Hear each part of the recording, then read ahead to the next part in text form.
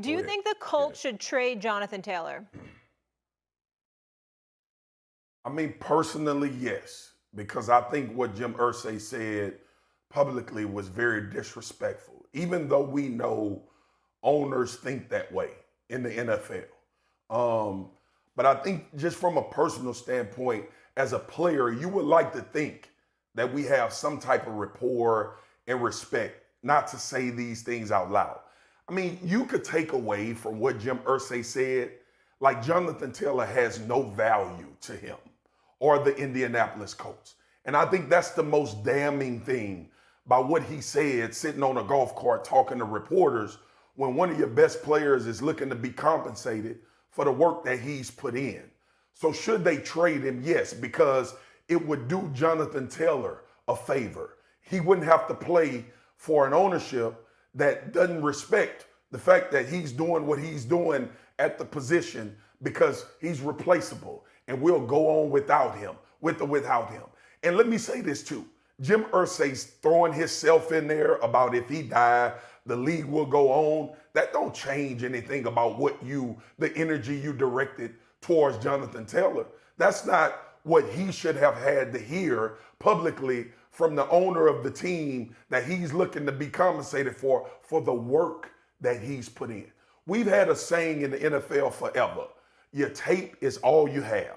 The film is what your leverage is. And as a player, that's your thought process. And we know what running backs are going through. We know how they're being undervalued or not even valued at all. But for Jim Irsay to come out and say that about Jonathan Taylor, a player putting in work in the offseason, battling through injuries there every day, I don't think this dude had missed a practice in his career until he was injured with the Indianapolis Colts. And for you to talk about a guy publicly like that who cares about the game that much symbolizes that you don't care about how much he cares about the game that much. That's why I think they should trade him. Now they won't, because he'll flex his muscle as an owner and he'll let Jonathan Taylor know, I control where you go and what you do in the future, which is what the league has been, but it's damn sure unfair, and yeah, they should trade him.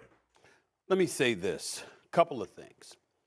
I'm very, very thankful that Jim Irsay was on camera saying what he's saying. I personally am grateful, fellas, ladies, for two reasons.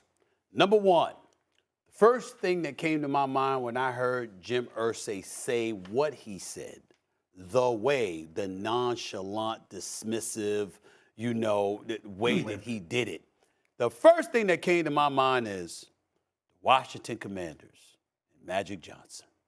Magic Johnson now being a part of the NFL ownership group, although a very small minority stake. Josh Harris, obviously the man with the big bucks, who paid over $6 billion to acquire this franchise. See, my dream is for the Irsays of the world. One of my dreams is for the Irsays of the world to be in a room with the Magic Johnsons of the world. Say that then. What do you mean? Be as dismissive then. Talk like that about African-American players like that. Do that. Now, I'm not trying to make it a race thing because I understand he could have said that about a white football player. Please don't get me wrong. But that's not who he was talking about. He was talking about Jonathan Taylor. So we're going to deal with it on that level, okay? This is why diversity is important.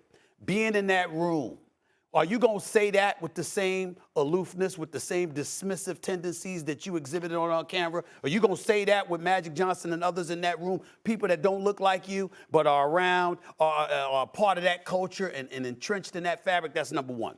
Number two, Mr. Irsay, I hope you're listening to this. You know, Jonathan Taylor can ball. We know that this is a brother that had, 1,800 yards rushing in 2021? We know what he can do with the football when he's on the field. He was second in Offensive Player of the Year voting that year. There you go. The brother is elite, okay? He produced for your franchise. I will remind you, we're not throwing shade on Andrew Luck for retiring. I mean, God bless him, and I hope he's well. But the point is, he walked away from the sport because the sport was so violent and it was just something that he was having a difficult time absorbing. You got a guy on your team that's ready to produce, that wants to go out there and play for you. He just wants to be fairly compensated. And you're basically telling him, bump him, and you're speaking with such a level of insensitivity. I would remind the owner that is Irsay. You know, sir, you had your problems, you know.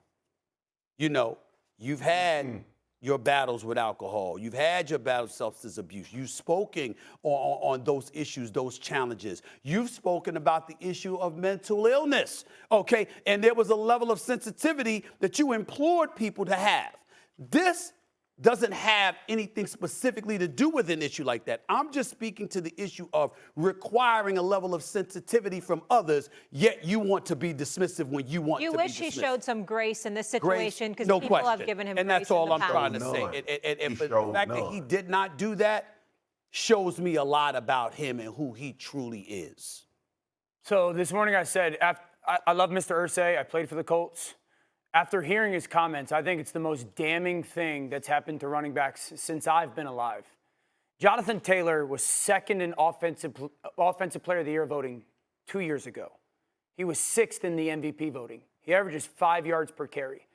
Marcus heard me say this again this morning. When we're kids and we say we want to go play in the NFL, you get taught from a very early age, if you go do the work and put in the time, you will reap the benefits of that. You will get the reward. And Jonathan Taylor here is Mr. Irsay's comments, and it's the complete opposite. We don't care what you do. You're not getting to get what you think you earned and or deserve or reap the benefits of it. And that's a huge issue for that individual player.